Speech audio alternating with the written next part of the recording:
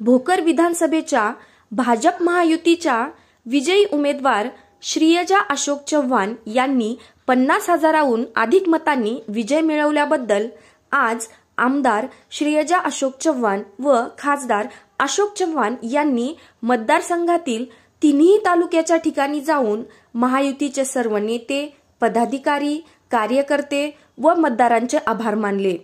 या आभार दौऱ्याचा प्रारंभ भोकर शहरातून झाला।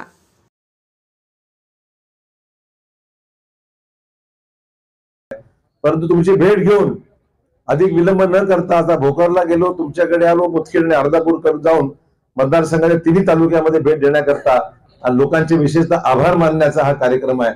आणि म्हणून बारडला या छोटेखानी कार्यक्रमामध्ये आज आपल्या सोबत मी उपस्थित राहिलेलो आहे। इथे उपस्थित असलेल्या माझ्या सर्व बांधवांचे मनापासून आभार मानतो।